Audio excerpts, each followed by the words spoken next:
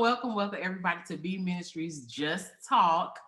Today, with the passing of Veterans Day on November the 11th, we just kind of wanted to sit down and talk about veterans' experiences, their transition out, what made them want to join the military, and what they're doing now, what it looks like for them day to day, mentally, physically, what that life looks like. So today I have my friend, my sister, Marcia Trejo.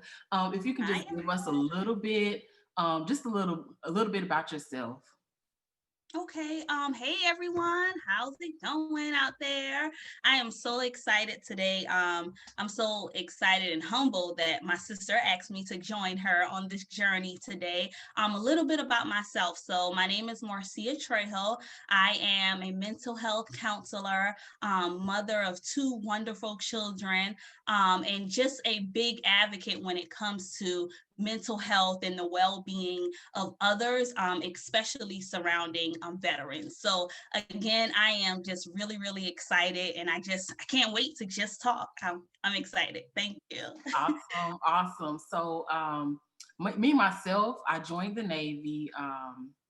In all honesty, my senior year of high school, I just was living a little, just bebopping through, especially the second semester. Like I applied to colleges, I took the SATs, applied to colleges, got some acceptance letters, got a couple of little scholarships, but I did not have like a sense of purpose. It seemed like some people like, I'm gonna be a teacher. I know I'm gonna be a teacher. Some people were like, I'm about to go to this. Seemed like they had a little inkling of what they should be doing. I had nothing. Like I just like, whatever, I don't care. Got my little, just just living through life, just like bebopping around, like whatever, not knowing that those days were winding down. So one of my friends, her name is Natasha Pratt. Well, she's married now, so her name is Natasha Smith. She came to me one day and was like, hey, the Navy recruiter's coming to talk to me. Do you want to go with me? And I'm like, yeah, I bet. So we get down to the recruiter. They came to the library, and the recruiter's talking to us, and they were like, you guys can join the buddy system. You guys can stay together throughout your career. And we just like, yeah, we get to be together, whatever. So I ended up taking ASVAB, going to MEPS, and swearing in like within a week. And that was my entrance into the Navy. Now I shipped off maybe a couple of months after high school ended, just waiting for the job. But that's kind of how it happened fast. I think some of my family didn't really believe I was going to go there. Like, going to the Navy, can you even swim? And I'm like, yeah, like y'all don't even know me. Like I could swim. But so anyway, ended up getting shipped off, and that was that. Only to find out maybe after boot camp that buddy system doesn't necessarily work like that. Like you don't really get to stay together. Depends on if you guys pick the same job. You might get to stay together at your first command, but after that, you guys are going to be split up. So it was a little little false, but anyway, that was the intro to me, just why I joined and how I joined, which was just I believe God puts people in your life for a particular reason. I really believe Tasha was there at that particular time to get me, to catapult me into that career path. So what about you? Like, you were in the Army, so how did you come to that decision? Oh my God. So originally, of course, I wanted to go to college. I'm from a very small town, a little town called Dale, right outside of Beaufort, South Carolina. And so originally I applied to colleges. I remember applying to VCU, Virginia Commonwealth University. And so I applied there, and I got accepted. So I was like, I was hyped. I got accepted into college. I'm about to leave. All right. And so I remember this day so vividly, just kind of like being inside of the kitchen with my mother and my grandmother. And we started like going through the letter, and I'm reading it, and we're reading, and it's talking about the acceptance. And then towards the bottom, what you have like the cost, right? And then they're looking at me like, where are you getting this money from? And I'm looking at them like, where are we gonna get this money from? And so at that time, I was not, and my parents definitely were not educated. And when I refer to my parents, I do mean my mother and my grandmother, because I was raised by both of them. And so we were not educated on student loans and grants or any of that. So it was kind of like that first denial, because even though I got accepted, I felt like it was a denial because we could not afford it. Right. And so it was kind of like, all right, Marcia, what's the next plan? What's the next step? Because you can't afford to go to this school. And so I remember, just like you stated, like going down to the recruiter's office and trying to figure out which service I would go into. And so I took the ASVAB and I scored just enough to get into the Army. So I was like, you know what? That's what it is. I'm going into the Army because I have to leave, right? Like, I got to get out of this town. I can't stay here. I can't continue to do the same things that I was doing as a youngin'. And so that was the key. Like, that was definitely the key. Right after graduation, I'm gone. And, you know, I was amped about it. My family was excited for me. And so, yeah, so that's how I kind of like made that decision. It wasn't that first go-to or anything like that. It was just, it came because of what I thought at the time was a denial. Mm-hmm. Right. Yeah. Right. So, so we go to boot camp, then we all go to, I think you guys call it AIT. We just call ours, go to your technical training school or whatever, and then you get to what is called like your first command or whatever. And for me, so I only served 5 years. For me, I think the biggest takeaway that I have is that I had no plan. So that stems from high school to just the decision, just bebopping through life, young. I mean, I was taking so when I was in Chicago, I think I made $515 every 1st and 15th. And I would take that money and I would go to the mall and get some new shoes, give me a couple of outfits. Because like I said, I had no plan. Like, I didn't have any bill. I had my cell phone. It was the only bill I had. I would take it, I would go spend my money, and then I would come back and I would be at the base club. And I think I was only 19 at the time, so I couldn't drink or none of that. But I was at that base club, Pier 525, every Friday. You can guarantee I was up in there with my new outfit on. No money in the bank. Now I done spent all my money up, about $30 to last me for the next 2 weeks. But so did that, ended up getting stationed in Hawaii. Did the same thing in Hawaii until I ended up pregnant. Now, like for the Navy, I think for any military branch, when you have a young person and they end up pregnant at their first command, everybody's side-eyeing you. So just that shame, I guess, and that feeling like you failed, I think that was a big wake-up call for me to kind of at least get my life together career-wise. Like, I still don't think personally I had everything together, mentally I had everything together, but career-wise, I wanted to do better. I wanted to prove to those people that, you know, kind of were looking at me with a side eye, like, oh, this young girl just came in here partying, just living carelessly, which I was. But I just wanted to prove them wrong. So I really started like, all right, I got to get this. I got to start ranking up. I got to start living my life correctly. I got to, you know, daughter to think about now. That's not to say that I was fully there. There was still some of my childish ways that I was still dealing with. So, but yeah, that was my biggest wake up call. So during your time in the Army, like what was your mindset? What were you still focused on college, or what were you doing at that time? Well, Tanisha, that's where things for me kind of like take a turn. And when I say a turn, like a more so drastic term. And so before I go into that part, I just want to highlight like 2 words that you said, which is going to help you understand this turn, you know, as far as for me. And so the first word or the first phrase you stated, you were like, I only did, or I just did 5 years. Okay, hold that thought. And then the second term is, or the word, you use the word like shame. You use the word shame. Okay, so for me, and as far as like my experience, when I went in, I joined, I sworn in, And just like I said, I was very excited. And so for me, I felt like this was going to be the beginning of something new. This was going to be a new career. Like so many of us, that's the mindset that we go in. We don't think about anything else. We just think about joining, serving our country, and doing what we have to do, correct?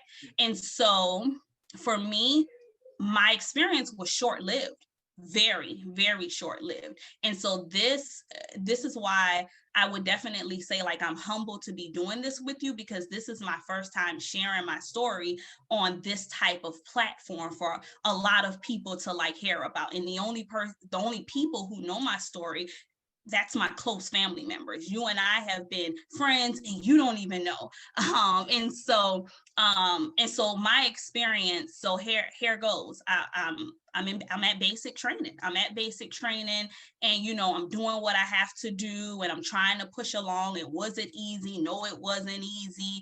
Especially for me, a person who was not active. I did do like some dancing in school. I did African dance, but that's about it. I was never active.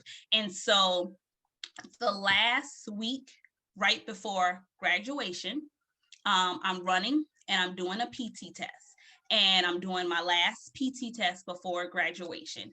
And I'm running and I'm running. And that was never a strong point for me. But, you know, of course, we got to get this done if we want to graduate and move on to AIT and all of that. And so I'm running, but I catch a sharp pain. And I catch this sharp pain, and my battle buddy, she's like, Trejo, don't slow down. Let's go. Come on, Trejo, let's go. And I'm like, I can't. I got a pain. And she's like yelling, and she's like, no, Trejo, come on, let's go. And so, of course, I try and I try and I try to continue. And so I try so hard until the next thing I know, I'm on the ground. And so now I'm on the ground, and this sharp pain just won't go away. And so now I don't just have my battle buddy yelling at me. I got the drill sergeants all in my face, all in my ear. And there's just this yelling and this screaming of get up, Trejo, get up off this ground. And I'm like, I can't get up. I can't get up. And so the screaming turns into pulling. And now the drill sergeants are pulling me off of the field because I won't move out of the way. And so now I'm being pulled, and I'm in this pain, and I'm being pulled, and I'm in this pain. And so now I'm pulled to the side, and I can't even describe the pain. I definitely wouldn't wish the pain on anyone. The only thing I can say is, you know how Jello is like flubbery, and just that's how my leg felt. And I'm saying leg because at the time I didn't know what else it was. Yeah. And so now I'm dragged into this chair, and it's not a wheelchair, it's just a chair that can roll. And then I have all of these people like yelling at me, and then I hear like the drill sergeant make a stance of like, this is not good, and like walk away. And that was the last thing I could basically remember. So when it comes to my experience, like I didn't have an experience. Yes. And so, okay, I did have an experience, but it was a traumatic experience. Does that make sense? Yeah.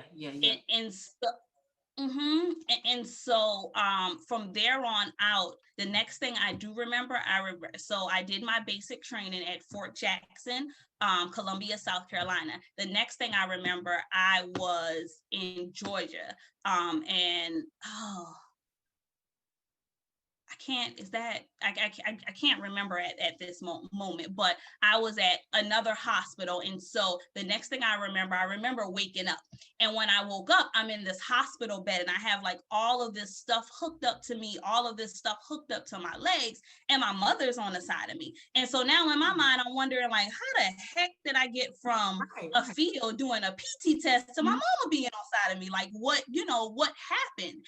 And so the doctors came into the room, and they explained, they said, Trejo, you ended up breaking your hip. You ended up breaking your femur bone in half while you were running.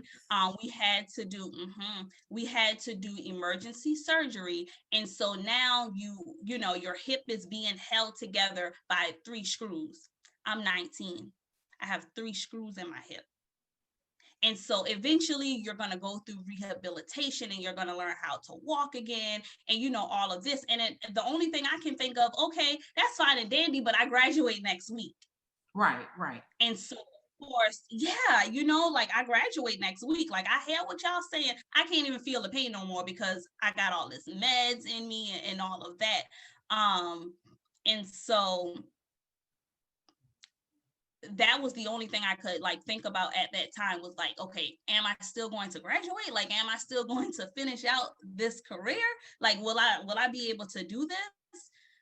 So yeah, so that's how my experience went, and we can definitely dig into it a little bit more. That is your first time, well, me hearing that, and that's so crazy. But I think a lot of people feel that same feeling. You know, we say, instead of saying I did 5 years, which I need to change my speech, my language to say that.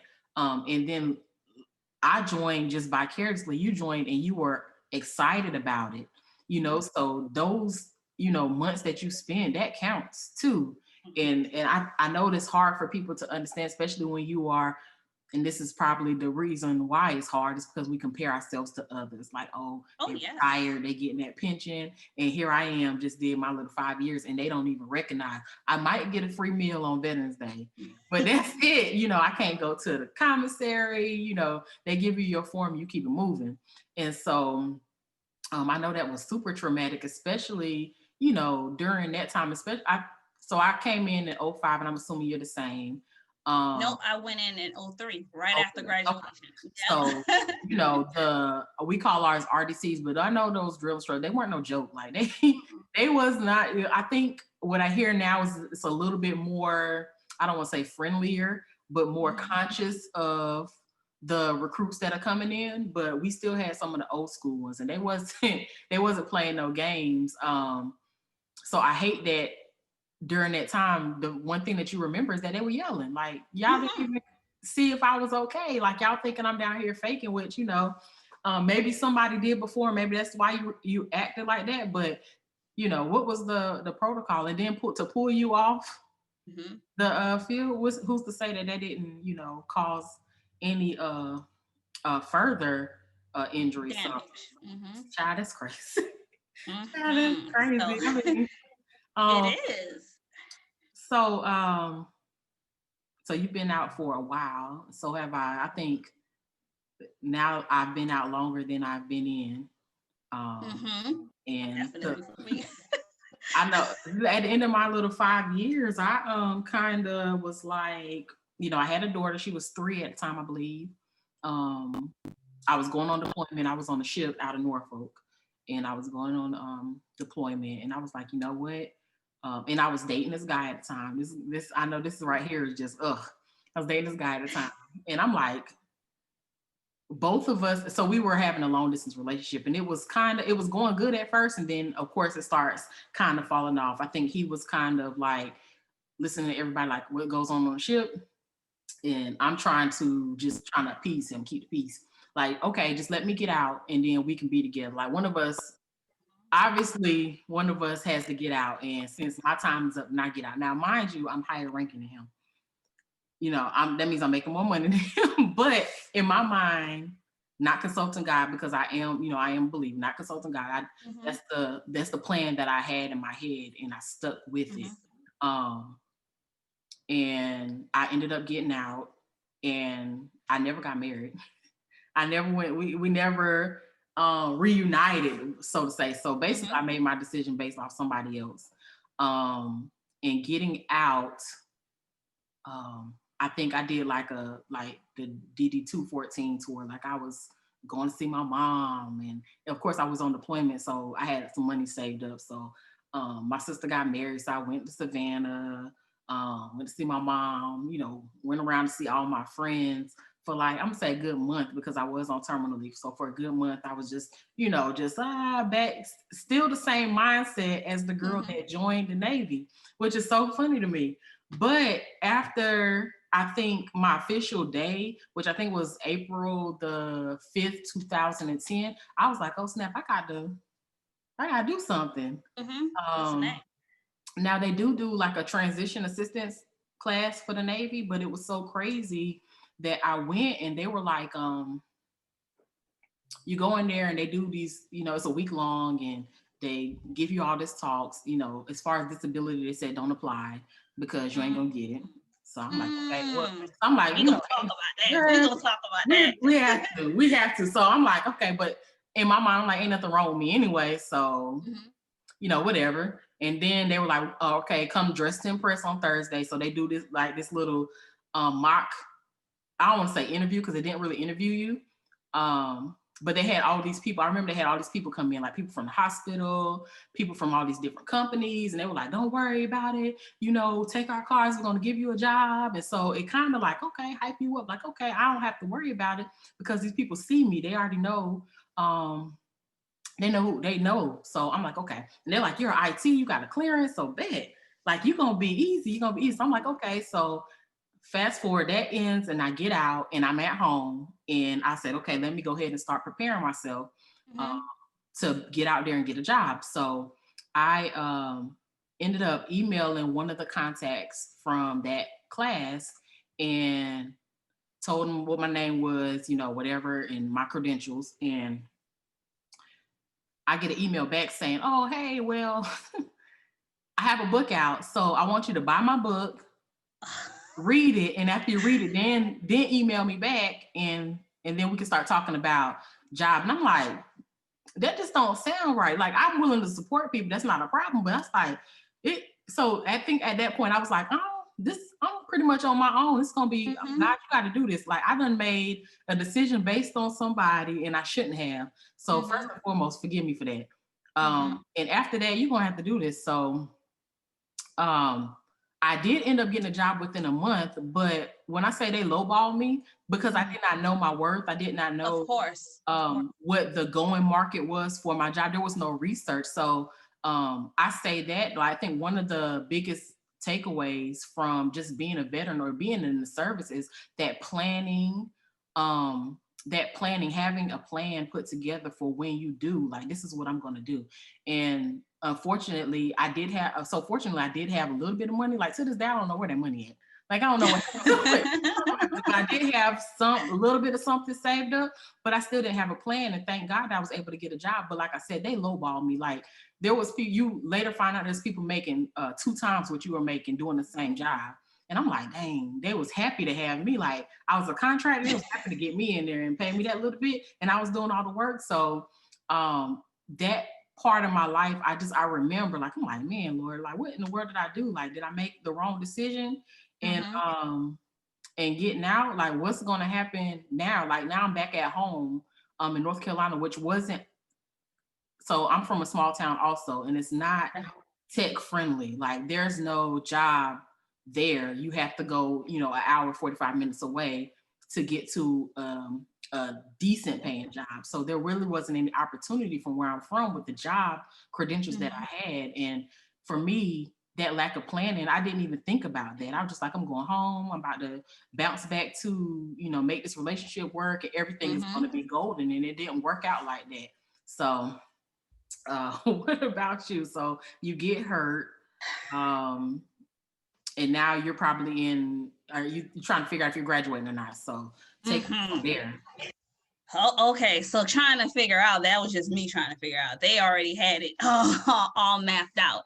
And so, just kind of like fast forward, they ended up, of course, I mean, I went through the whole med boarding process. That was a nightmare all in itself, because it's kind of like, that word shame comes into play. Like, everybody knows, like, oh, that group of people, they're a part of MedHole, so it's kind of like, am I even a soldier anymore? Like, all of those questions. And that's where the root of all of the shame, I could say, it started there. Like, this little hole was starting to be digged at that point. And so I went through the whole med boarding process. I was in med hole for months. It ended up coming to a full term, like a year. So about a year or so. And that included much of me being in med hole, and of course, still working and doing all of this stuff. But, at such a lower level. it took so much from me. And so, of course, graduation goes by, and then I'm at the point I find out that I'm being medically discharged, honorable medical discharge out of the military.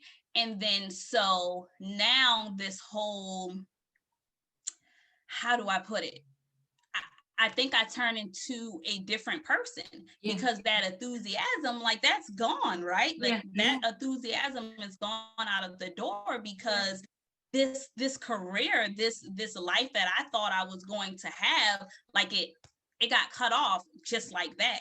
And so the full purpose of me joining the military was because I couldn't afford school. So what the heck? Like, what do I do now? What do I do now? And so I do remember, because I was so young and I didn't understand anything as far as like getting out of the military. I do remember a first sergeant being in the room with my mother and I and a social worker. A social worker was working close with my family and I because of the process. And I do remember when I was still in the hospital, that first sergeant coming in and kind of like saying to me, like, you make sure whatever you do, like, you make sure you leave out of the service with a service connection disability. And at that time, of course, I'm like, a what?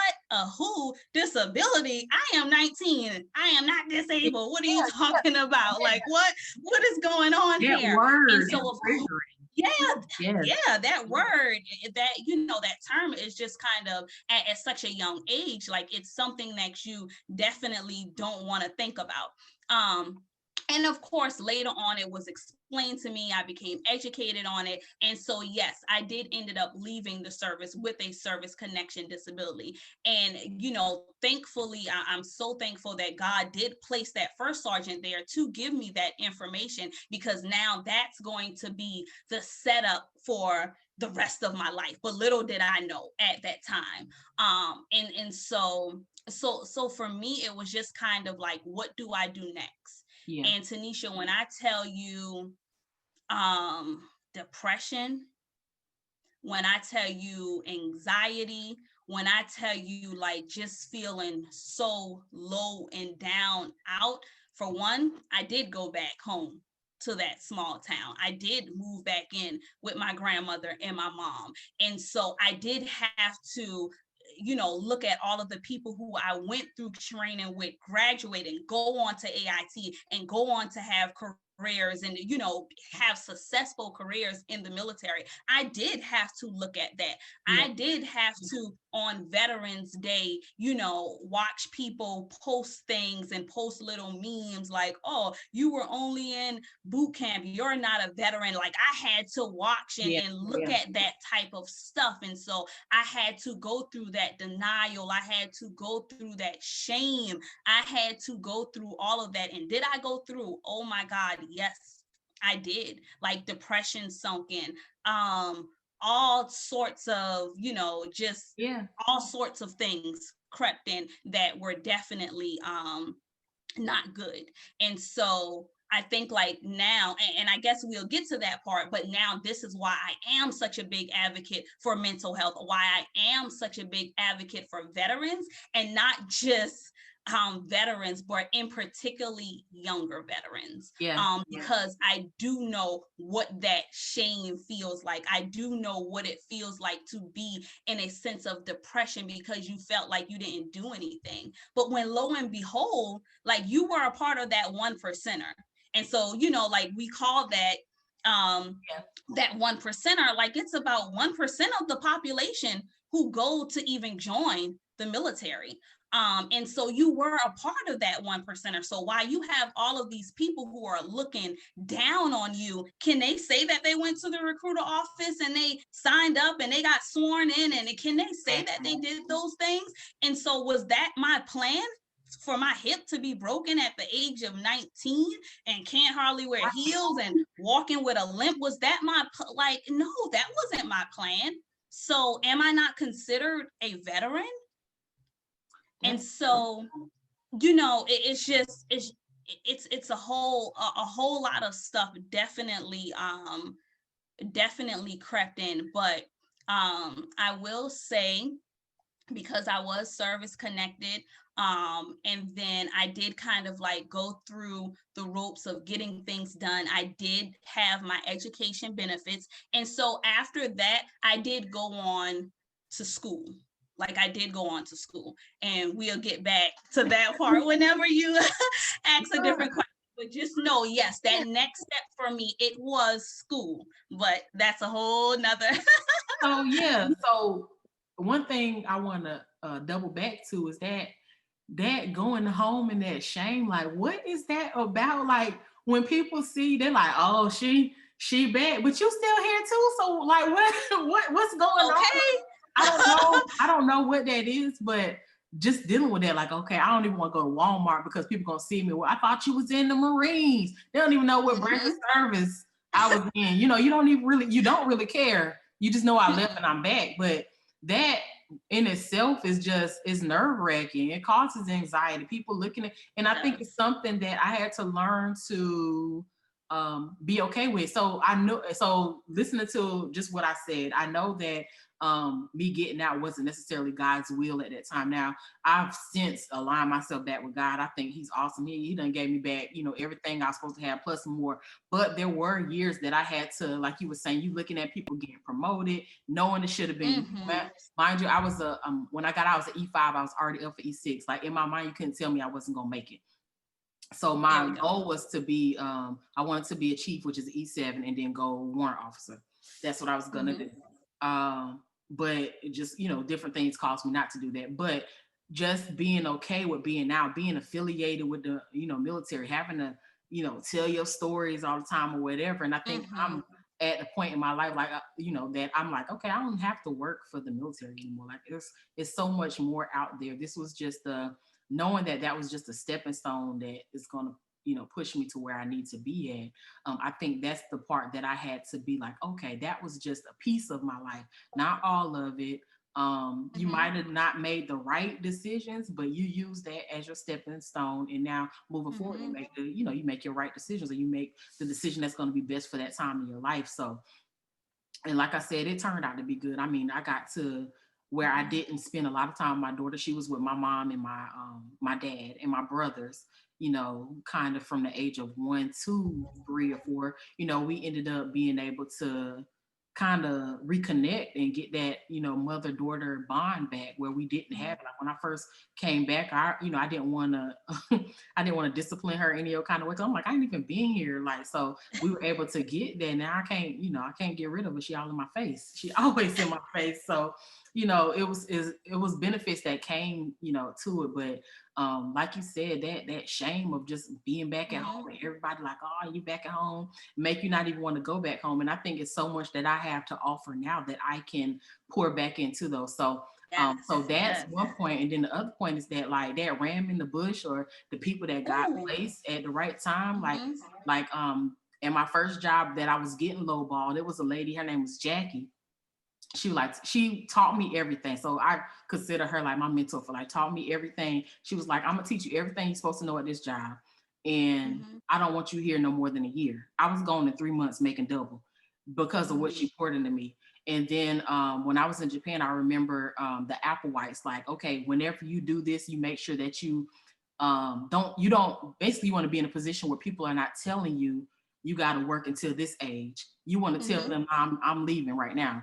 And so he always seems like after you align and you can, your vision is clear and you can hear, he always puts somebody there that's that ram in the bush and that's helping you during that difficult time. Like you said, depression, which is, rampant among veterans, depression, anxiety, even for people like us who served a little bit of time and might not, for some people viewing us, they consider us not having that much impact in the military. Those little things that happen to us do cause anxiety, do cause depression, plus the societal pressures that we have to deal with, then being a Black woman, and then, just all those things put together in one part. Yeah, like it's crazy. So I'm glad that you spoke on that. So I guess fast forward to now, you are counseling veterans, and I feel like he put those rams in the bush, and now we are the rams in the bush, going back, and I think that's what this particular conversation is about today, just being able to help those Mhm. who may be in that, at the end of my career, but I don't know what I'm doing next. Or I am considering I'm going through med board right now, which I Mhm. know some people right now who's going through med board and they're like, okay, snap. And it's funny because the NBA draft just happened, and Mhm. it's I like, don't know. I I don't know. Steve. I don't know know you nothing don't about know sports. sports. Look, I don't know sports. so so the NBA draft was happening, and I was like, man, it's so crazy because in sports they're like, they got to make sure that they're planning and they're putting away, because if they don't and they get hurt, their whole career is gone. And then you hear the stories of them, losing everything because they didn't have no money or bad investments. And I think the biggest thing we have to pour back into them is just to have that, okay, what is your goal? Like, I had a friend in the Navy, like he said, I'm here to get my college benefits and I'm getting out. Like, he Mhm. knew, and Mhm. he did that. Like, he didn't stay. He said, my goal is to do this, and I'm getting, just having those goals and meeting those wickets, I think is beneficial. Like, I had people telling me, like, if every time you rank up, save that money. Don't go and Mhm. spend it. I didn't do that. Of course I didn't do that. But I knew No. people that were doing that, and they were up to the millions of dollars. Like, okay, when I retire, I'm gonna have, this money plus my pension.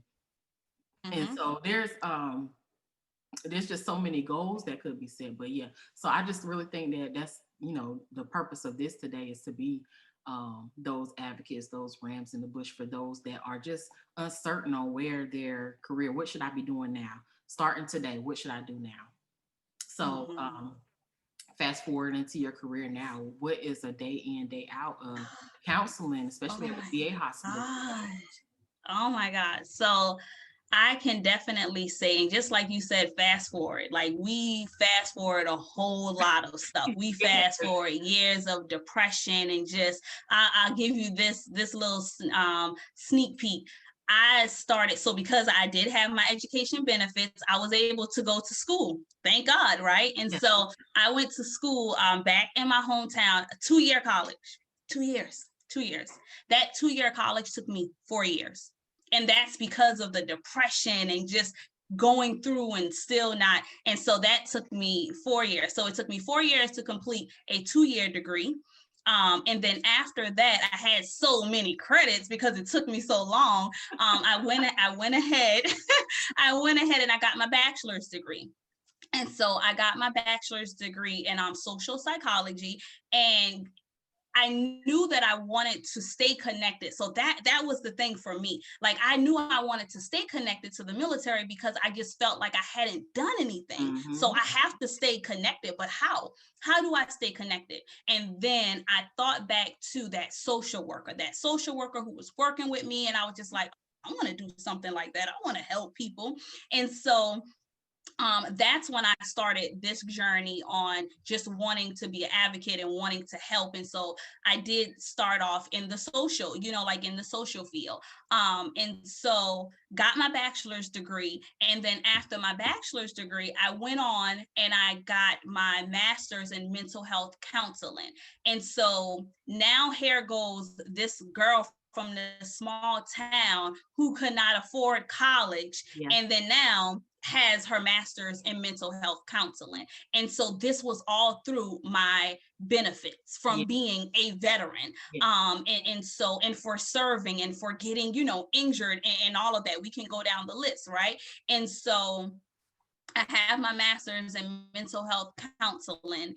And so I took off, and I was like, okay, I want to stay connected. So how do I stay connected? I remember getting my first job. This female who I call my sister, she ended up helping me get my first social service job at a veterans nursing home. And after that experience, it was kind of like the light bulb went on. Like, I want to help people who Yeah. have Yeah. served. Like, I want to be able to pour into people who have served. And so I started working with the geriatric population of veterans. And then from there, Tanisha, like, when I say when I say God work, God works. And when I say he works in mysterious ways, he works in mysterious ways. And when I say he has a plan, oh Yeah. my God, Come on he with it. has a plan. Absolutely. He has a plan. And so I went from working to that veterans nursing home. And then by this time, I have my daughter, my young daughter, and then now we leave and we dip out and we're off to Philadelphia. And so now I'm at a VA hospital in Philadelphia and I start working in research. So now I'm working in research with veterans and their families. And then after that, another position comes up in Connecticut. I am from Beaufort, South Carolina. And so from Beaufort, South Carolina to Philadelphia, a big city. And then from Philadelphia, I went to Connecticut. And so I went to the Connecticut VA, and I spent a lot of years at that VA doing research again, and not just doing research. Now I'm doing research with the National Center for Post-Traumatic Stress Disorder. So now I'm working in research with the National Center for PTSD. And so now I'm getting my names put on journal articles, and that there are about 4 articles that my name, Marcia Trejo, is attached to. And so then after that, I go on to work with the homeless population. When I say the humblest position, oh my God, but still veterans. I'm still working with veterans. And now I'm working with the homeless population. And so all of this little cutesy stuff right here that you see, no, my hair is pulled back. I have on regular clothes and I'm going in the woods. I'm going to Tent City. I'm going, under bridges, I'm in the homeless shelters. I'm outreaching. I'm working it. And so, but again, pouring life and just, being an advocate and all of that. And so now I move from the homeless population, and now I'm working with a very challenging population. With the homeless population, it's challenging also because you do deal with individuals who have severe and persistent mental illnesses. So those are your mental illnesses like schizophrenia, or whatnot. And so now I move on, and all of so me saying like moving on, this is all increase also. So this is increase in knowledge, this is increase in education, and of course it's increase monetary, right? Yeah. And so now I'm working with the psychiatric population. So this is where, when I say where I am right now, this population has touched me the most. And this is why I know that my story and my little bit of time in the service, it cannot go any further with being unheard. Yeah. And so now I'm on a psych ward. I'm working on a closed unit day in, day out, right? And now I'm seeing the 19-year-olds. I'm seeing the 20-year-olds. I'm seeing the 25, 30-year-olds who are wanting to kill themselves because of their little time, because of feeling shame, because of feeling guilt, because of feeling like they did not serve, because of feeling like they are not a veteran. And so we have this thing in mental health where we call it self-disclosure. And so as a therapist, you are allowed to do self-disclosure. The only time you're allowed to do self-disclosure is when you feel like it will be of a benefit to your patient, not to you, but to your patient. When you feel like this self-disclosure is going right to help you. When you feel like, there we go. Because again, like when we doing this walk with Christ, we ain't doing this for ourselves, like we doing this for other people. And so I remember so many instances, but this is just one particular one that stands out to me. I remember this young lady, and she's balled up in the bed, cover. She won't speak to no one. We go in as a team. I'm in there with doctors and, all of that. We go in as a team, and she won't speak to no one. And so I go back by myself. And, she inches the cover off a little bit, and I'm checking in with her.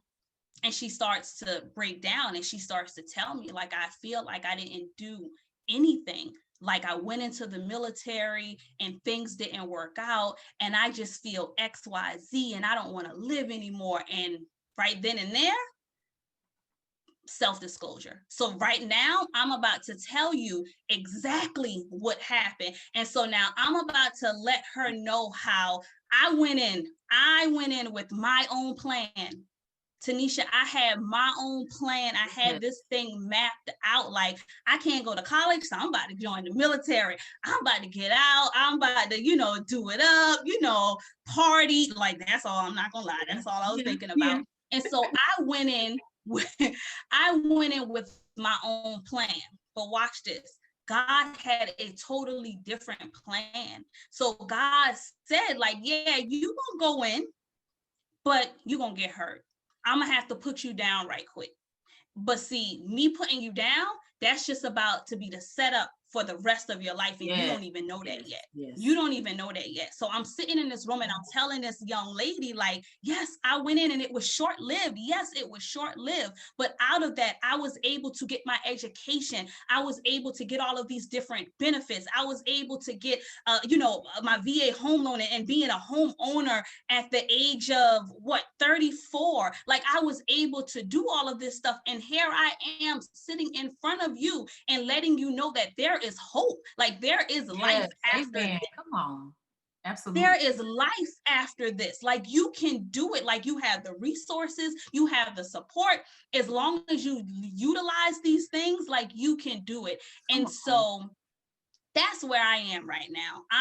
When I tell you, like, I'm so excited about what God has done and what he's about to do. And I'm like, I look at it totally different now, because I don't look at it with shame anymore. Because if it had not happened, I wouldn't have been where I am right now. And this plan right here, when I tell you the opportunities and the, oh man, I couldn't even think. This was not my plan. I always say, think of the thing that you wanted the most. Think of that. Mm-hmm. And when that scripture says he'll do exceedingly abundantly above all you ask or think, your think level is right here. He exceeds that. You think what you want is the most awesome thing, whatever. It will exceed your most awesome thing. Yes. And I think that that's awesome. And I'm so glad that you shared. And I pray that this really just freed you to live that life of freedom, because this journey, it's worth it. Yeah, it's crazy. Being a veteran, it was and I'm one of the people, like, I'm not going to go eat nothing for free, like, for what I'm gonna go eat some for free or whatever. But like you said, those little things that happened to us while we were in, it's going to serve purpose later on. We are able to pour and able to give back to those. Like you said, there's young people, there's people joining at 17 years old who might have the same mindset that I had, or who may get hurt like you did, that we might come in contact with. They might cross our path, and we have to be ready. We can't be living in fear or living in our past shame, which is a big one for me, living in shame. That you're keeping your story to yourself. That self-disclosure, that thing to preach right there. That when to give your story to somebody. That right there, boy. Knowing when to release. Like, let me give you this word real quick, because you obviously need it. You are stuck in this place, but I know I can help bridge that gap, and that's so important. Man, this was good. This was good. I thank you. This was good. I thank you for this opportunity. I really believe God do everything for a reason. And when he just said, Marcia, I said, got you, Lord. Now, I don't know how I'm going to ask her. Like, give me the words to ask her. Hey, you wanna? And let's be honest. Like, when you asked me, I was like, T, I don't think I can do this. And you had this format, and I was like, I don't think I can do this. And I'm saying I don't think I can do this because I'm like, I didn't even tell her the real deal. Like, you will be talking about stuff pertaining to the military, and I don't know if you notice, I'll be like, girl, yeah. But I never elaborate. And I can't elaborate, but you don't know how free this feels for me, because now I can have this open, candid, transparent conversation with my friend. I can have now. I know for sure, just leaving the military based on a person, I never told anybody that. Like I would always say, like, oh, it's just my time to get it's just my time to get out. You know, my time was up. The Lord, and I would always say that. And I had to ask God, like, Lord, please forgive me for lying on your name. I would be like, oh, I prayed about it. And the Lord said I need to get out, you know, whatever. It barely had anything to do with me being a better mother. It had everything to do with what I thought would fulfill me, which was being married and having a which it just feeds into your insecurities, because I had a child and I was not married.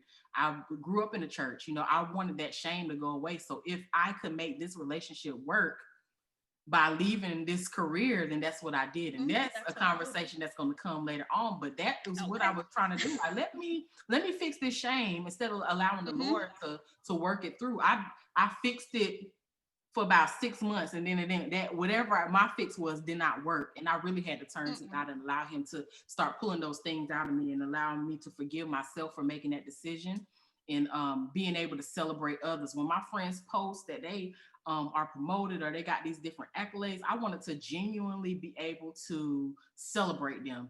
And I think for a long time, I was only probably 75% able to celebrate them, but still had my own, like, dang, man, that could have been me, or I would have been here. I would have had this much time in if I would have just stayed in.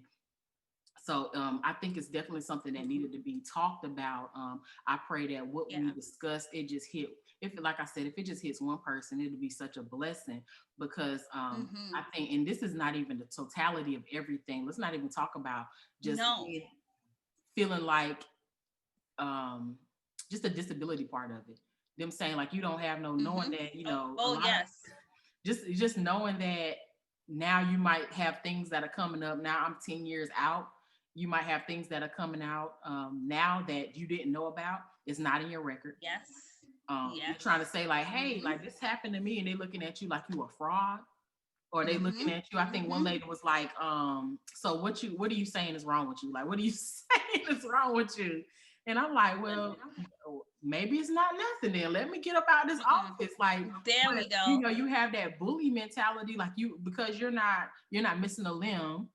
You know, I wasn't boots on the ground fighting. I was on a ship, so it's different. You know, because of physically I can't see anything wrong with you, then don't come in my office. And that I think that mentality causes a lot of, that's why you have all those patients, because there's nothing physically wrong with you. We just gonna separate you, and you going back home to your hometown, not knowing what toll mentally that puts on you. Being able, some people are like, that's, the military was a means to help their family. Now they can't help their family. Now they don't know what to do. So it's just so much in that I'm glad that we were able to do this, and I pushed through, because Sarah, you should have seen me early. All right, so just ending our conversation, we really want to put the suicide prevention hotline information out there. So Marcia, if you can go ahead and give that to us.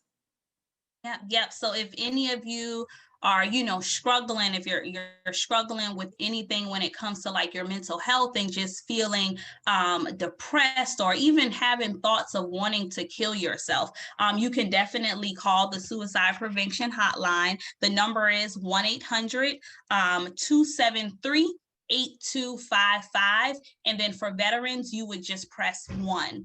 So please make sure, I would leave with saying, please make sure you guys utilize your resources when it comes to your mental health. Like, mental health is the same way you go to the doctor for a checkup, guys, the same way you go to get haircuts every week. Please invest in your mental health, because there are so many underlying issues that we deal with on a day-to-day basis. We have so much childhood trauma, military trauma, like there's so much that we deal with, and sometimes it's just not enough for one person to kind of like, harvest all of that on the inside. So please utilize your resources and seek help if you feel like you need help. Amen to that. And professionally, I'm not guaranteeing that I can get you a job, but definitely if you have resume issues and you just need a format, you need somebody to format it, or if you don't know what jobs you qualify for. If you're trying to figure out how your experience translate into the real world, what can I do? Or if you just need help with your passion, please email BeMinistree, which is BeMinistree@gmail.com. I am willing to help you. I think I'm pretty good at resume writing. I do get a lot You of are. I do get a lot of job referrals. So I'm willing to help you because, like I said, nobody was really there to give me that format and help me. And that's what we're here for, ramming the bush. So thank you, Marcia, for joining me today Thank on this you. Thank you little for having me. episode. I appreciate it. I got a lot of nuggets out of it, and I hope that this helps somebody. Thank you guys for watching. Peace. Thank you all. Bye.